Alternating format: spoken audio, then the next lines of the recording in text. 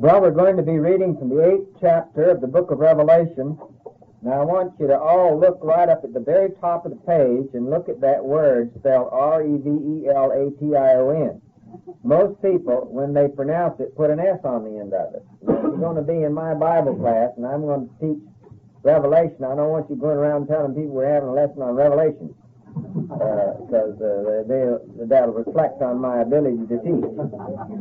So now you've gotten the habit of it. I hear you right around here you say it. Now I want you to correct one another, because it's not the book of Revelation. It is the revelation of Jesus Christ. It's just one. And it takes some of the power away from it to call it Revelations, because that indicates that it's the unfolding of some very important events. Well, the impact is that this is the revealing, revelation, unveiling of that time when the man Jesus manifests his messiahship or his Christhood. In the first verse of the book of Revelation, it does not say this is the revelation of the Lord Jesus Christ. His lordship is currently being revealed. We've said this before, but I like to say it every now and then. The four Gospels represent the revelation of Jesus Christ in his past ministry when he was here on earth. The Gospels reveal Christ, unfold his ministry as a prophet when he came to speak to men for God. He came as a prophet. Moses said that God would raise up a prophet, back in the 19th chapter of Deuteronomy, like unto himself. And Jesus Christ was that prophet. He was that prophet on this earth when he was here, his past ministry. So, he was revealed that way. He's revealed to us in the Gospels. Now, the epistles represent the revelation of Jesus Christ in his present ministry as a priest. He is a priest. That is to say, he is a man who speaks to God for men. As a prophet, he was a man who spoke to men for God. As a priest, he is now speaking to God for men. He is the coming king, and this book is the unveiling or the revelation of those events which consummate in his taking over in his future ministry, that is, king. It's the revelation of Jesus the man coming into his Christhood. And you give some impact there when you leave off the S and call it Revelation. And besides, it will mark you as a student of the Bible, because most of your friends will put the S on it. Now, is everybody properly admonished? Revelation chapter 8. And when he had opened the seventh seal, there was silence in heaven about the space of a half an hour. Now, somebody asked if this was a literal half an hour. Well, it's going to seem like a lot longer than a half an hour. I don't know if you've ever experienced absolute, complete, unshattered silence for 30 minutes. It won't seem like 30 minutes. It'll seem like several hours at least. But I take it to mean one half hour, 30 minutes. Now, you won't get the full impact of this half hour of silence unless we review what brought us up to this point of silence. Now remember, in the 4th and 5th chapters, we started out with God bringing his people out of this world. The old world here had become so wicked, and it's a wicked old world. Let me tell you this. This world had become so wicked that God didn't want his people anymore. See, we're looking in retrospect. This whole book is brought to us in retrospect. He didn't want his people here anymore. He didn't want them back. Things go on in the world today that vex our souls. And because the Spirit of God is within it. And the things are going to get so bad, and good's going to be called evil, and evil's going to be called good, until it's going to vex your soul until it just will be too much. And God will take you right out of this world, a whole bunch of it. And we found that in the early part of the 4th chapter. When we first had to go to be made whole, or be like Christ, be conformed to His image, so we went through the judgment seat of Christ, and the awards were given out and so forth. The crowns were given to those who earned them. And then at the end of the 4th chapter, remember, the crowns were thrown at the feet of Christ, because we came to realize that it was only those things that Christ did through us that earned crowns, and not things we did for Him, so to speak. It was the accomplishment of the person of the risen Christ within our beings that were given the crowns. And that's why the crowns go back to His feet. And then when we get to the 19th chapter, we're going to find that He has good usage for those crowns, because we're going to find that work that He did through our beings was what established His human right to reign. It's a man that must reign. And He couldn't stay here and establish His own right to reign as a human being, because He had to go to the cross and die. Now, if He'd have stayed here, He would have established that right. But He left us to do that for Him. That's why they're crowns. This should make us be very appreciative of the opportunity to earn crowns, because we are establishing the right of Jesus Christ to reign as a man. Remember, at the end of the 4th chapter, after the judgment seat of Christ was over, the redeemed church started the song, "Thou art worthy, because Thou art the Creator." And the angels joined in. And then the song stopped all of a sudden, because somebody says, "Well, I don't see anybody here who can bring all this into consummation. And God has said a man must rule." Remember, there's no man. They couldn't find any man, until the Lamb that was slain came forth.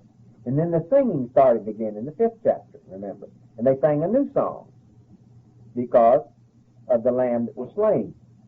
In that time, remember, at the end of the 5th chapter, the whole of the heavenly host join in to the crescendo of the song, until the heavens rang and re-rang with the echoes of it. Now, I know this is all still future, but in the book of Revelation, we're looking at it in retrospect, and we're now at this half hour of silence, and we're looking back at what's been taking place, because we want you to see what the impact is of this.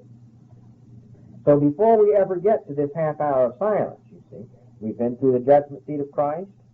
We've seen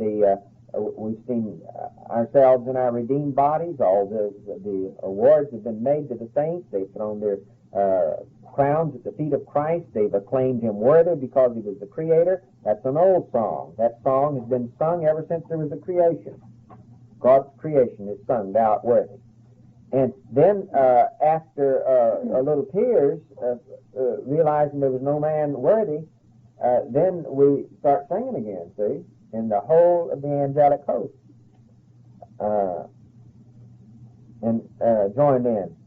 And we pointed out there, if you'll remember, that figure in the original probably means 10 to the 10th power, which is a very emphatic way of saying there's enough for all of God's purposes.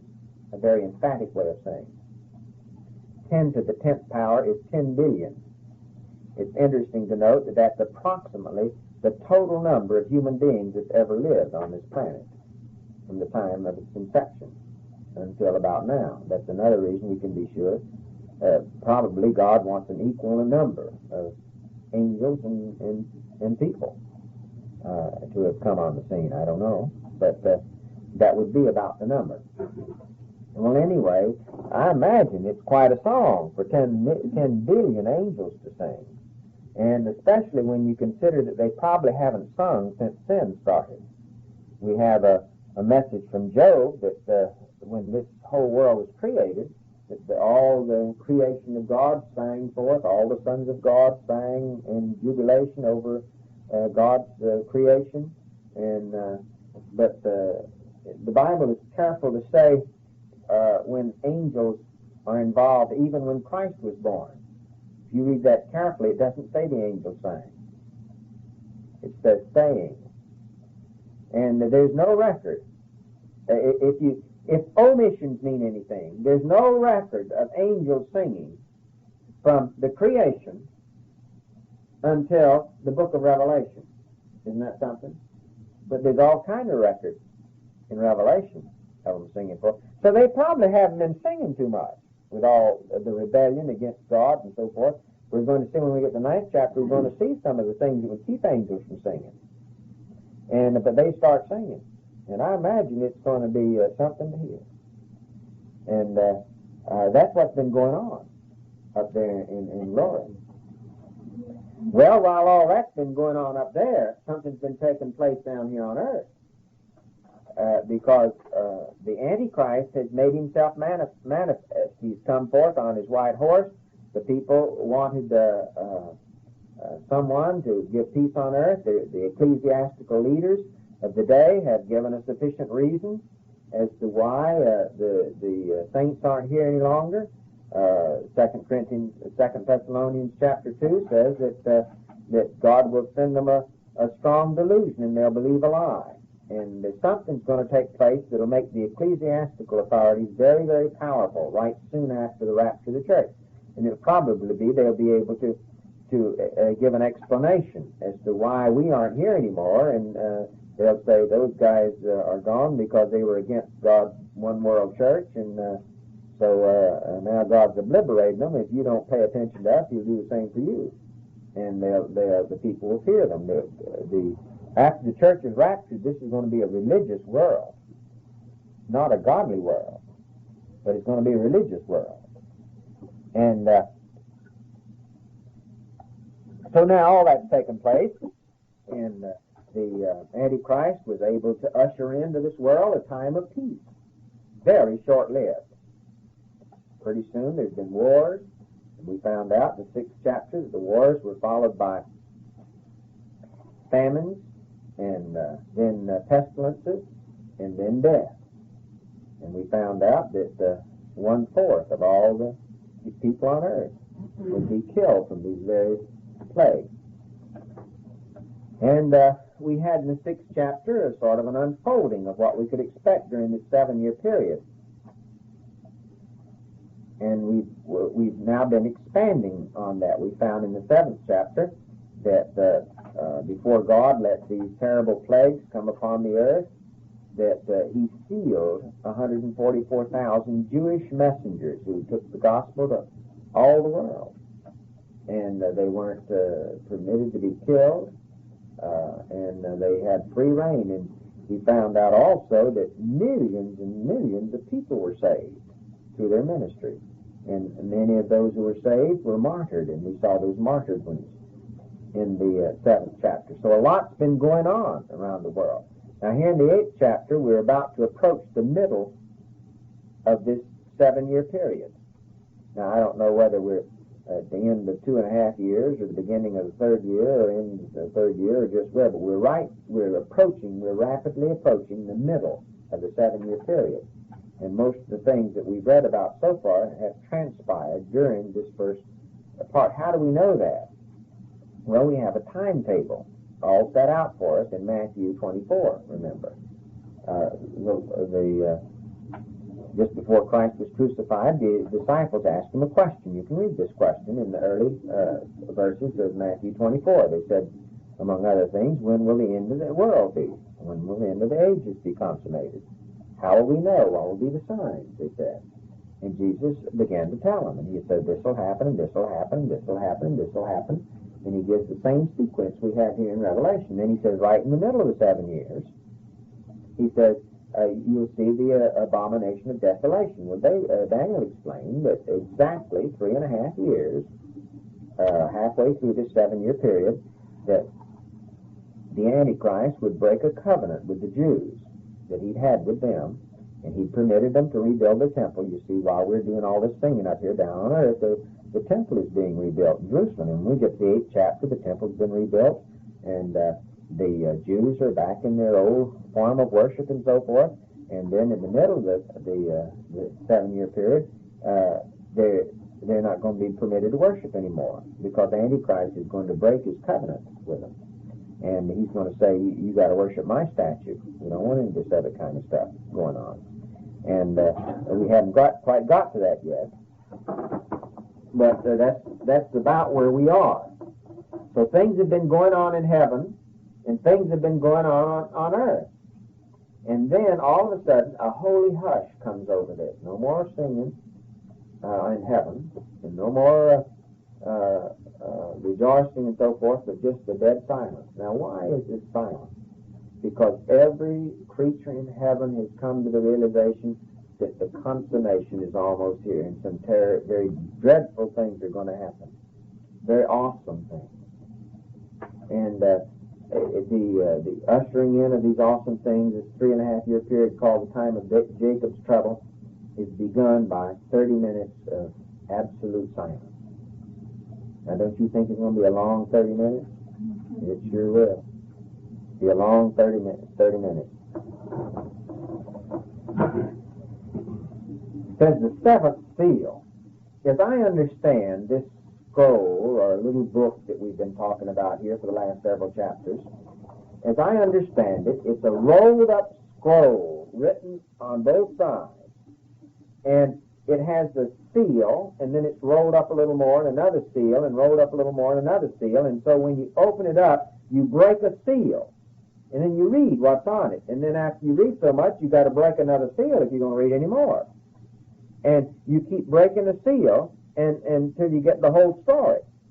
And well, the one who breaks all the seals is Christ. He's the only one that's able to break them. What it means is that he's the only one to bring about these activities which must come about in order for the end to come. God here has to reestablish things. I was looking today, I guess I didn't write it down here, but I found 7 R's, 10 R's that kind of bring together the end time, starting with the rapture and then so forth. And this is bringing about the rebellion of the nations here. Maybe I'll bring those next time if I think of it. But kind of puts those 10 R's, puts this in chronological perspective for you, starting with the rapture and ending up with the final renewal of the heaven and earth. You see, and it gives you a little timetable schedule to go by. But what we've gone through now, we've gone through all of these seals, or in other words, we've gone through all of the details of what must be brought about in order for Christ to come and reign. And we're just about to see the end result of it, and that's what the silence is all about. Revelation 8:2, and I saw the 7 angels who stood before God, and to them were given 7 trumpets. And another angel came and stood at the altar, having a golden censer. There was given unto him much incense, that he should offer it with the prayers of all saints upon the golden altar that was before the throne. And the smoke of the incense, which came with the prayers of the saints, ascended up before God out of the angel's hand. Well, the key prayer here is a spiritual saint down in his heart. He'll always be praying, Our Father, which art in heaven, hallowed be thy name. Thy kingdom come. And here it is. Thy will be done on earth as it is in heaven. That's the heart cry of every spirit-filled Christian. I don't mean getting up in church and saying it as a rote every Sunday morning. I mean down in your heart. Lord, I long to see the time when your will is done on earth like it is in heaven. That's really what we want to know. And all of these prayers for that consummation are not lost. They're all preserved. You might say put in a bottle. And God stirs them up with the heavenly incense, and it becomes a fragrant odor that permeates heaven. This heart cry and prayer of the saints of all ages. It's a very, very precious thing to realize. When you pray, that's not the end of it. We found that out before. Prayers are very precious to God. He's going to use your prayers, the ones you've already prayed. Now, there'd be no praying in heaven. If you're going to pray, you're going to have to pray before you ever get to heaven, because there'll be no more praying. Prayers are a memorial type thing. It's like, you keeping a record of the baby's first words and that type of thing, and a little bronzed shoes, and it's things in retrospect. You don't use those anymore. You won't have any reason to pray when you get to heaven. Those people that haven't learned the wonderful privilege and power of prayer here, they're never going to have that precious right. And those prayers, they're not gone with the wind. Every word of those prayers, in fact, they all go through Christ. All Spirit-led prayer goes through Christ, and He refines them and just keeps the essence.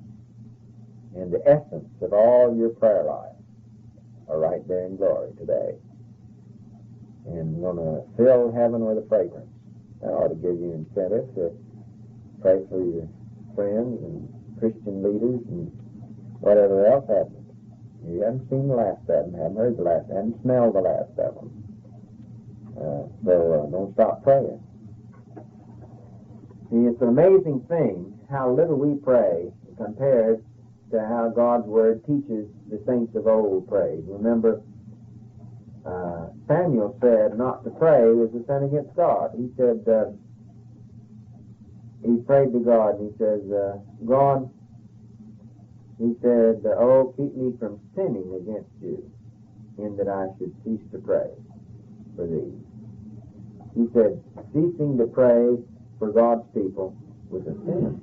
A sin against God. So, come across them again. If you've got any up there to come across,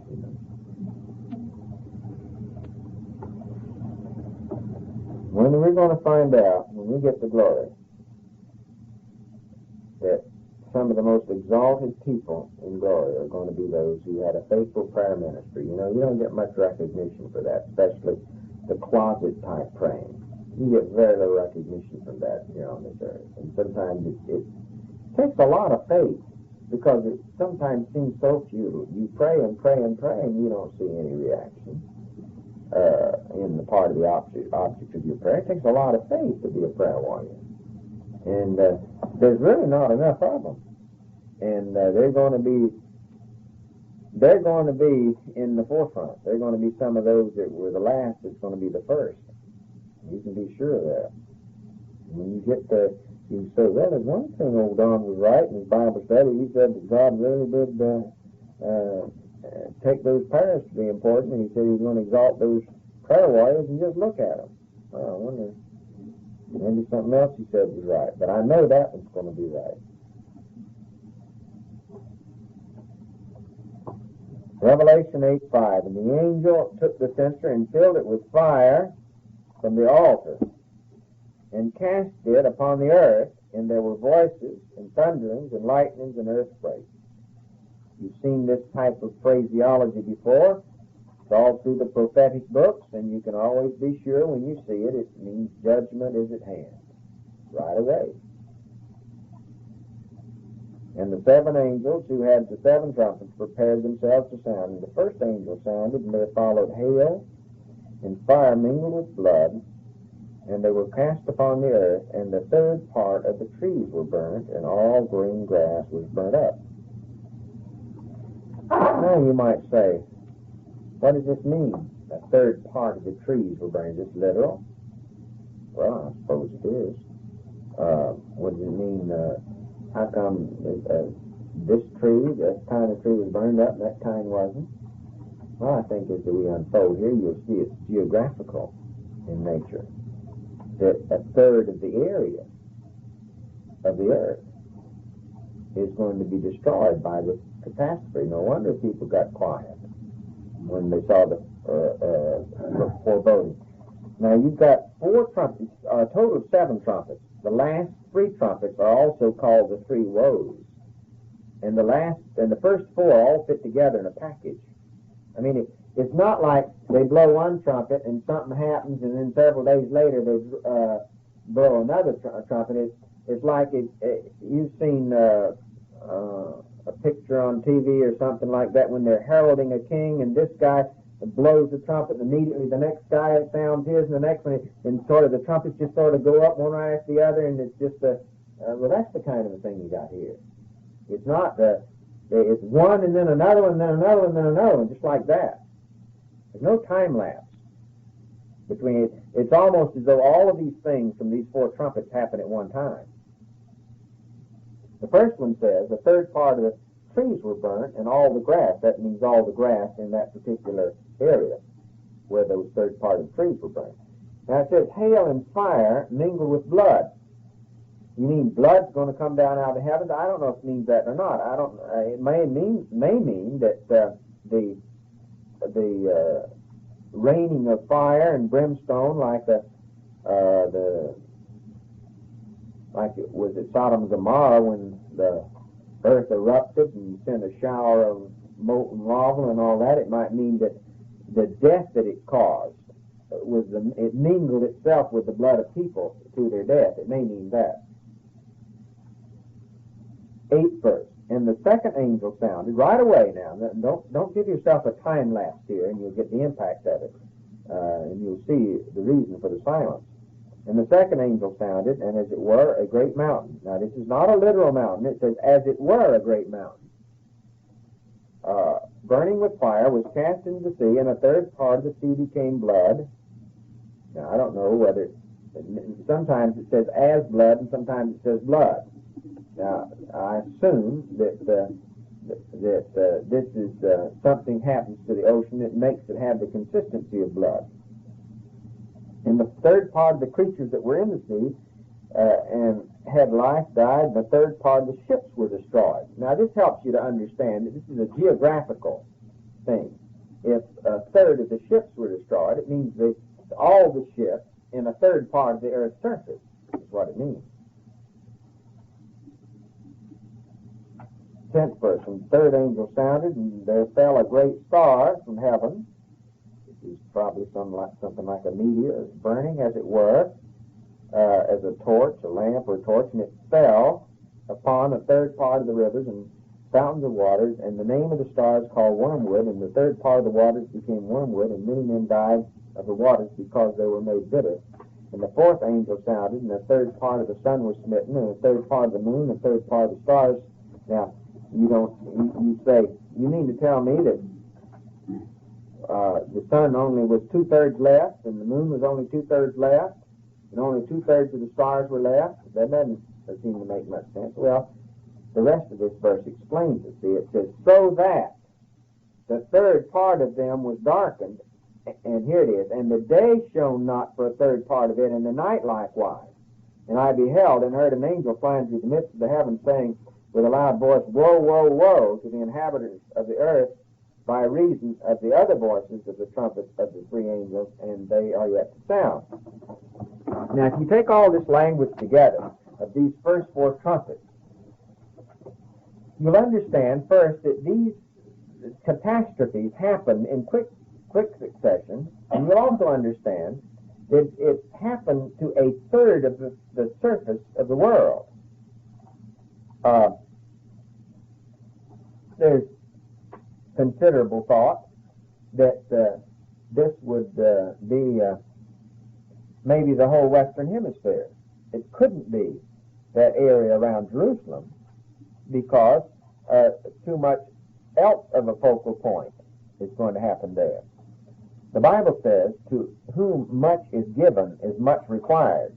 And it may very well be that the people who've rejected Christ in our part of the world will be subjected to the first judgment here in the tribulation. Now, that may be a break instead of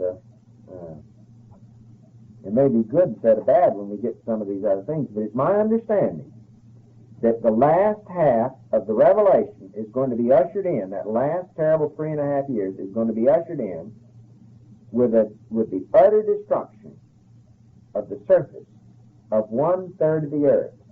And this destruction is going to come from disheaval among the heavenly bodies and disruption of the crust of the earth and so forth, and that it's going to result in the water being completely contaminated, and probably the loss of life of the entire area, which some other areas in Revelation would indicate that it constitutes about 1/4 of the actual population of the area.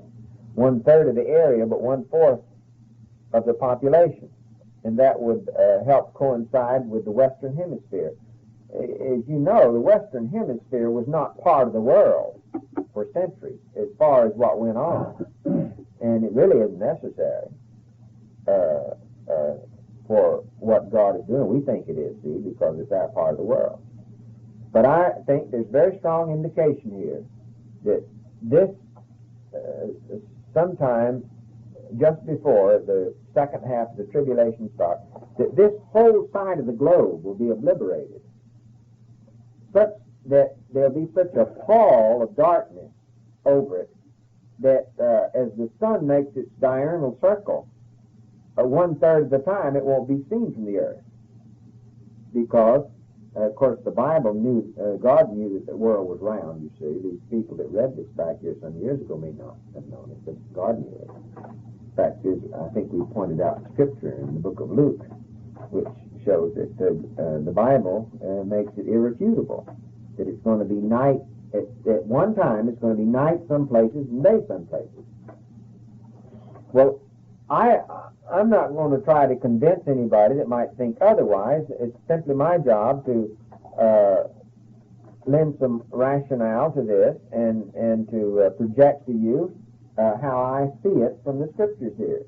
And whether I'm precisely right about the interpretation here, I really don't know. I'm not that smart. But here's how I see it.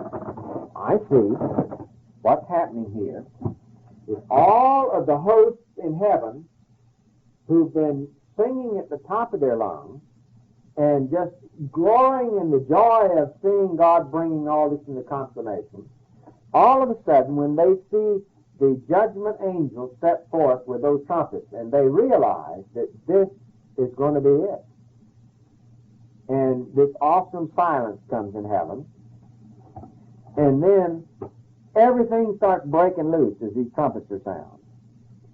A great meteorite-type bodies begin plunging down the earth, causing the crust of the earth to burst forth and shower with all kind of debris, so that the waters are filled with radiation material or what have you. Now somebody says, well, don't you think this is the atom bomb, or get hit with the atom bomb? Well, maybe, but I think this is going to be God doing this, not something some other man is going to be doing.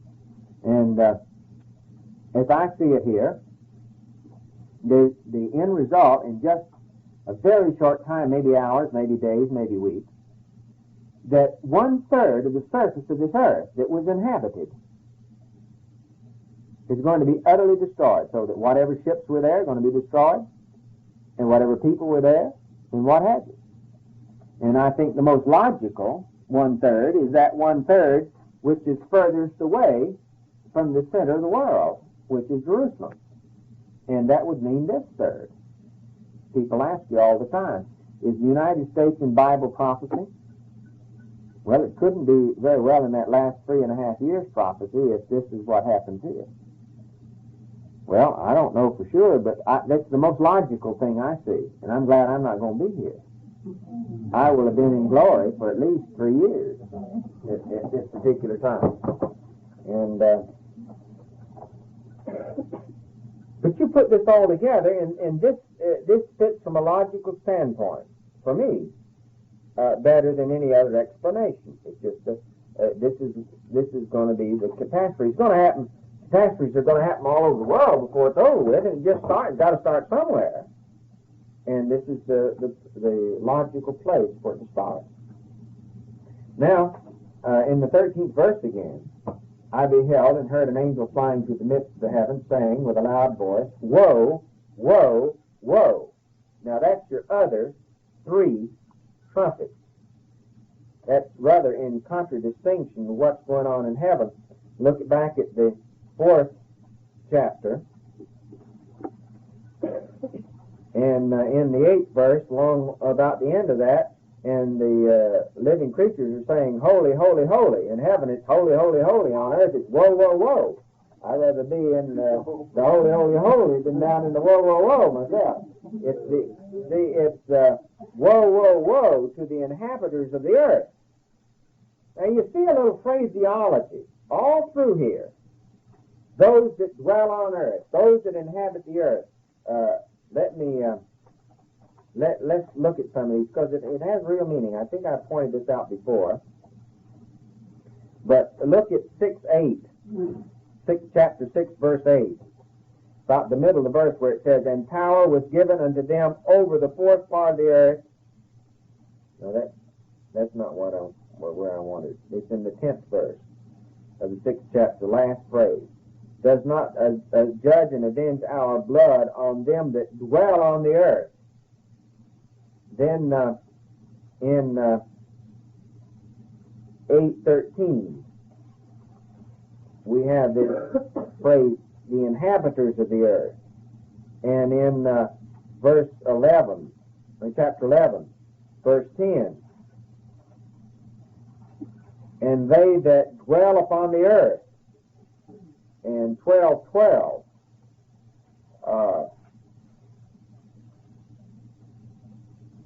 therefore rejoice ye heavens, ye that dwell in them. Woe to the inhabitants of the earth. And 13:12, and he exercised all the power of the first beast before him, and causes the earth and them that dwell on it. In other words, it impresses you with the fact that these things are happening to people that dwell on earth. Now, let's go back to the 3rd chapter and look at those members of the church of the Philadelphians. That's you if you're a born-again Christian. Revelation chapter 3, verse 10. Because thou hast kept the word of my patience, I also will keep thee from, and that word is out from, keep thee out from the hour of testing, which shall come upon all the world to try them that dwell upon the earth. See, you got two different groups of people here. You got those who are in the heaven. Notice that, remember back in the 12th chapter, and 12th verse, where it said, rejoice ye heavens and them that dwell in them, and woe to the inhabitants of the earth. All through the Bible here, you have a distinction between the people that are in heaven and the people that are on earth.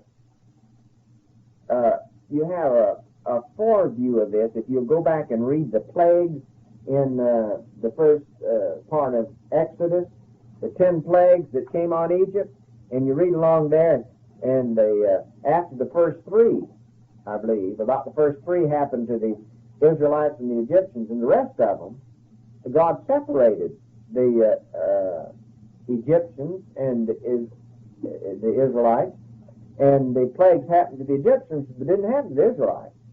They weren't bothered by the swarms of flies and the terrible boils and the dark, oppressing darkness and that type of thing. See, God protected them from that. He separated them. They represented those who were inhabitants of heaven, and the Egyptians represented those that dwell on earth. So there's a distinction all the way through here. There's two groups of people. Some of them's in heaven and some of them's on earth. And the point is, this is a very, very fine time not to be on earth, because that's not too good. Well, woe, woe, woe to the inhabitants of the earth. Now, if you want to trace these woes through, these 3 woes, that's 8:13. Look at 9:12. One woe is past, behold, there are 2 more hereafter. And look at 11:14. There it says, the second woe is past, and behold, the third woe cometh quickly, in a hurry. And look at 12:12. Therefore rejoice, ye heavens, and them that dwell in them, and woe to the inhabitants there. There's your 3 woes. So the last 3 trumpets are the 3 woes. They're identical.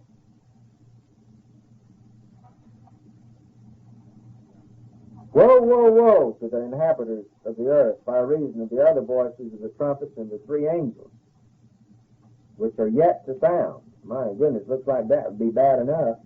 with all these things that happen in the 6th chapter, all these wars and pestilences and diseases and all that, and then have a third of the whole world just wiped off and destroyed. Looks like that'd be enough, doesn't it?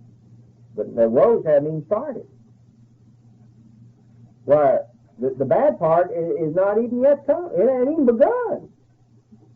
It's just been sort of playing around up to now. 9th chapter. And the 5th angel sounded. Here comes your first woe.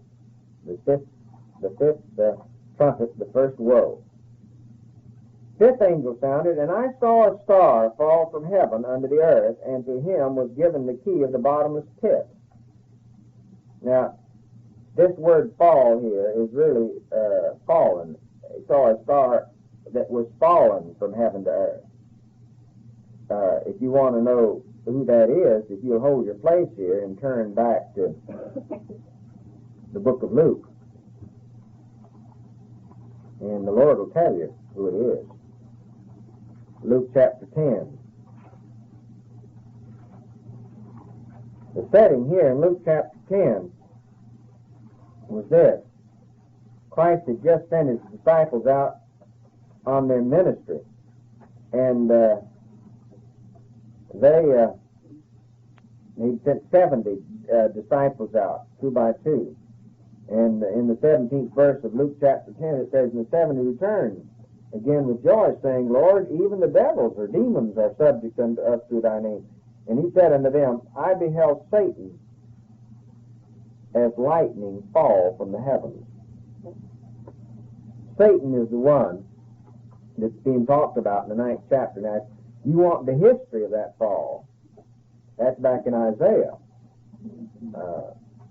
That in Luke 10:18 is rather strange. It seems out of place. You see, God tells us these little truths. He sprinkles them in among the rest of his word.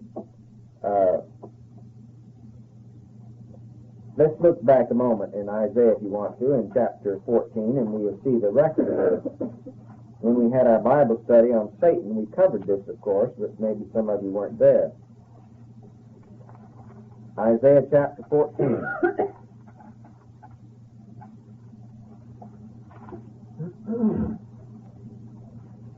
Verse 12. How art thou fallen from heaven, O Lucifer? This is looking in retrospect to that time when Satan fell from heaven. The word Lucifer simply means the shining one or the brilliant one. O Lucifer, son of the morning, how art thou cut down to the ground which did weaken the nations, for thou hast said in thine heart. And here's the 5 I wills of Satan, and this is what called his downfall. He said in verse 13, I will ascend into heaven, and I will exalt my throne above the stars of God, and I will sit also in the mount of the congregation beside the north, and I will ascend above the height of the cloud. I will be like the Most High. That's what he said. Yet thou shalt be brought down to hell, to the sides of the pit.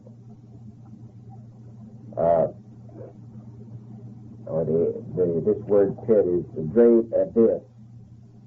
The abyss is that place where Satan's going to be locked up for 1,000 years. And the story of this is in the 20th chapter. Right now, a major portion of the demonic forces are in the abyss. Second Peter tells us that they're there. You see, 1/3 of the angelic host fell with Satan. We're going to see this when we get to the 12th chapter. And if God had let them all loose on us, well, you wouldn't have much chance. So he bottled up a bunch of them in the bottomless pit, in the abyss, so that you could carry on some sort of a semblance of a normal operation in this world. There'd be too many demons around if he hadn't locked up a bunch of them. Remember one time, I believe it's in the 8th chapter of Luke, Christ was about to cast some demons out of somebody, and they said, don't send us down to the pit. He begged him, don't put us there. They knew that a lot of their brothers were there. And The 9th chapter is the story of the unbottling of the abyss. The first row that's going to happen is all those demonic spirits. And they're pretty mad now. They've been down there for a long time. They've been bottled up for a long time. At least 6,000 years I know of. And they're tired of being bottled up. And they're full of meanness. And they're ready to have a little fun. And the first thing God's going to do through this world is to let those demons out. Now that's another reason you can be sure that you're not going to be here then, if you're a born-again child of God. If he's been protecting you from them all these years, why would he let them out on you? Then, you see. I just can't understand people that say, that don't realize that the church is raptured out. The Bible says it so many places.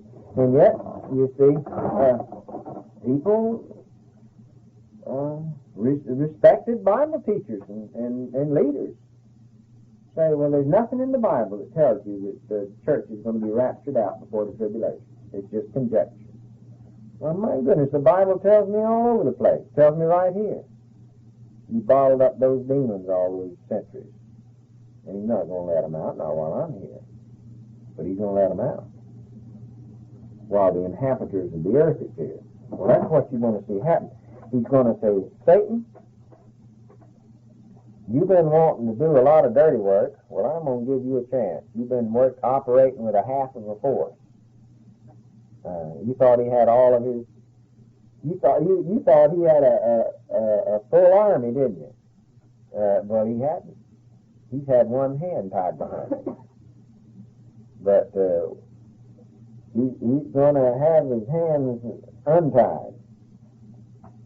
He's the star that's fallen from heaven into earth. That means he's the star, or the star is a name for angels. We learned this in the first chapter, didn't we, of Revelation. And here, this star, sometimes it means a literal star, but right here, for instance, the last chapter meant a literal star. Here, it means a being, an individual, and it means Satan. And the 5th angel sounded, and I saw a star. That is that star that was fallen from heaven to earth. And to him was given the key to the abyss, or the bottomless pit, same place that Satan's going to be locked up in himself one day.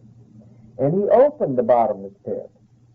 And there arose a smoke out of the pit, like the smoke of a great furnace, and the sun and the air were darkened by reason of the smoke of the pit. There's going to be so many of these creatures come up out of that place, it's just going to darken the sky when he turns them loose. Now, John is going to try to describe them for you. And he's a little hard put, because they're hard to describe. So he's going to do the best job he can, so let's not be critical of how he describes them.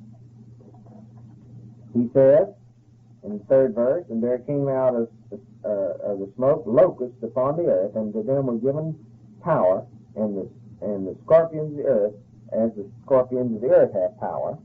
And it was commanded them that they should not hurt the grass like a real locust would do. You can tell they're not real locusts, because a locust would be eating vegetation. They may not hurt the grass of the earth, neither any green thing, neither any tree, but only those men who had not the seal of God in their foreheads. Now remember, God had sealed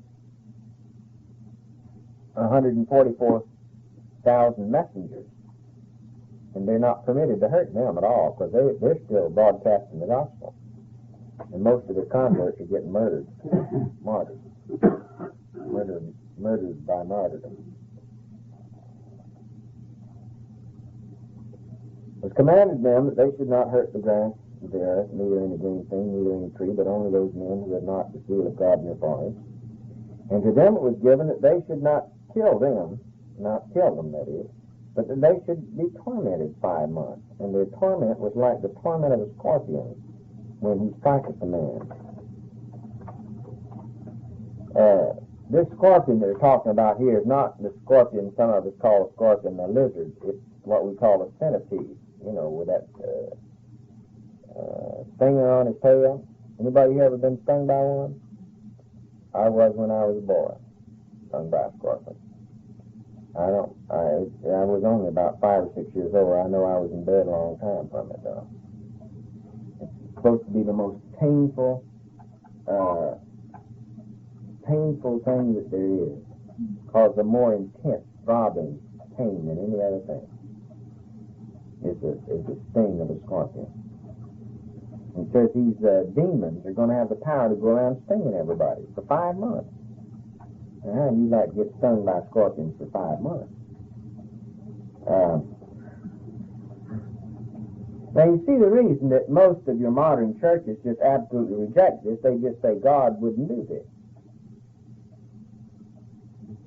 They say God wouldn't do a thing like that. Well, I'm not going to try to explain it, but God is going to do something like that. It's a fearsome thing to reject God's love and mercy. And someday people are going to have to learn that one way or the other. That you just don't spit in God's face. You can get by with it during the age of grace. But this is not the age of grace. I'll clue you, the age of grace is gone. This is the day of the wrath of God Almighty against sin. And if you get on along here further, you're going to find out why this happens to them. Well, I'm glad I'm not going to be. I wouldn't even want to be one of those sealed ones here with you. I'd rather be safe in heaven. Fifth verse again, to them it was given that they should not kill them, but they should be tormented 5 months, and their torment, like the torment of a scorpion when he striketh a man, and in those days shall men seek death, and shall not find it, until desired a day, and death shall flee from them. Now, I don't know how this is going to work, but for that 5-month period, God is miraculously going to make it impossible to die. And you want to get rid of them scorpion bites so bad, you just do anything, and you want to die, after all. I guess after a couple of 3 months of that, that'd be pretty monotonous, wouldn't it? And you just rather call it quits. But you're not going to be able to die. If you try to drown yourself, you won't be drownable. If you try to poison yourself, you won't be poisonable. That'd be a fearsome thing, wouldn't it? Wait for death and death won't come. Well, you say that's pure fantasy. You say it, but somebody might say that. I believe it. I believe that's what's going to happen. 7th verse. And the shapes of the locusts were like horses prepared unto battle, and on their heads were as it were crowns like gold. It wasn't gold, it just had the tint of gold. And their faces were like the faces of men, and they had hair like the hair of women, and their teeth were like the teeth of lions. And they had breastplates, and as it were, breastplates of iron, and the sound of their wings was like the sound of many chariots, and many horses running into battle. Now, if you study demons carefully, you'll find out that one way God punished them was that he took away their power to embody themselves. An angelic being has the power to clothe himself with whatever body he chooses, whenever he chooses. He can appear as whatever he wants to appear as. An angel can. And this is one of the powers that an angel has. And this is why people get demon-possessed, is because a demon doesn't have that power. It's been taken away from him, and he can only operate through a body agency. And he'd rather have a human being. If you can't get a human being, he'd get a dog. That's what actually causes most distemper and so forth in a dog. Demon wants a body to be in. That's what makes dogs get mad and mean. They get demons in them. It's like those hogs that got the demons in them. A demon craves to be embodied. Remember when Christ was going to cast the demons out of the demoniac? And there's so many of them, had several thousand in one man. They said, don't just send us out to wander around without any body. Let us go in those hogs.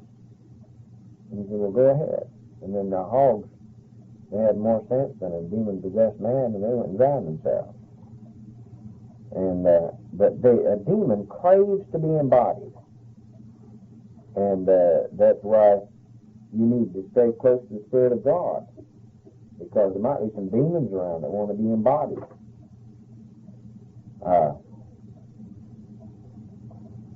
Anyway, when they lay out of this pit, they're going to be permitted to have a body, a mean one.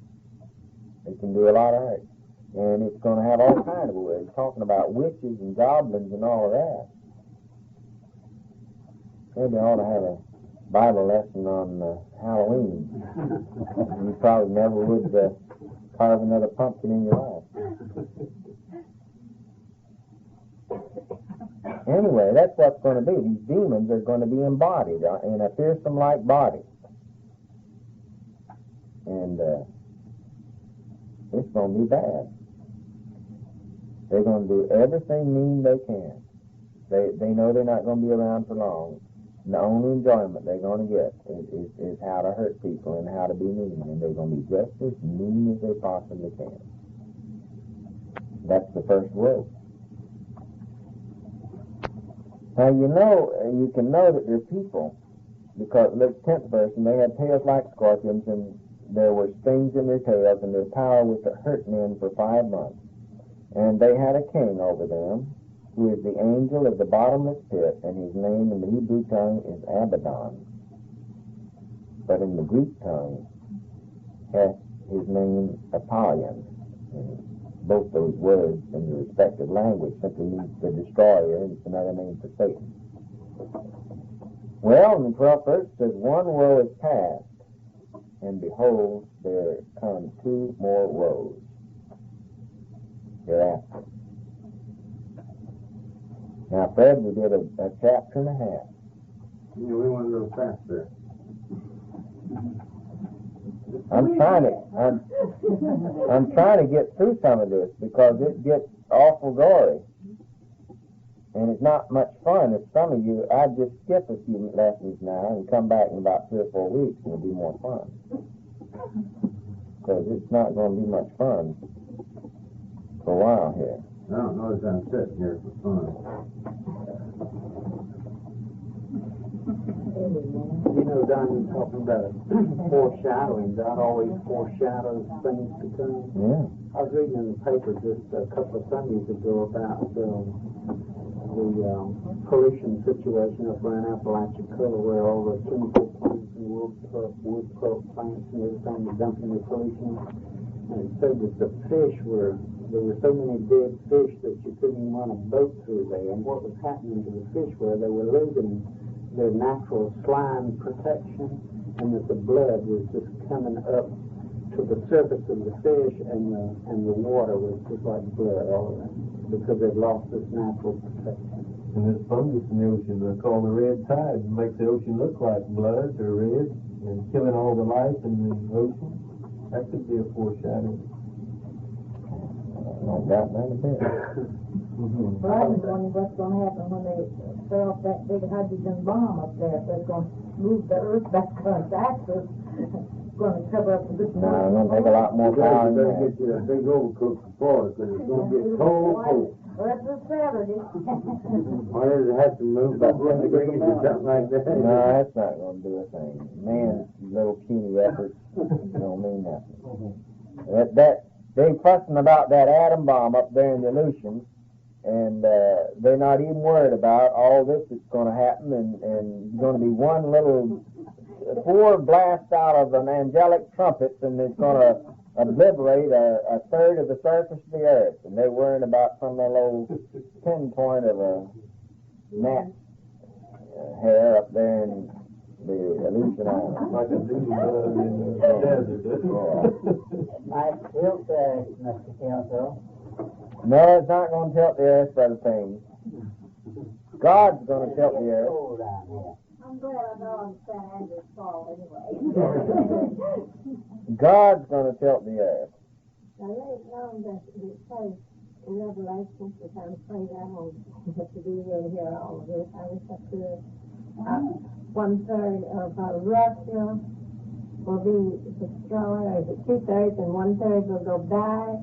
It's 5/6, 5/6. but it's not in Revelation, it's in Ezekiel, chapter 38 and 39. Maybe it is. Maybe I just got confused. I knew it was in there somewhere. 5, 6. You just leave 1 6. Yeah. We'll go back. Well, I don't even know how to pray after a lesson like that. I guess we just say a few words of thanks and they won't be here. Let's pray. Dear God, we thank you for this opportunity to understand the hardness of our own heart.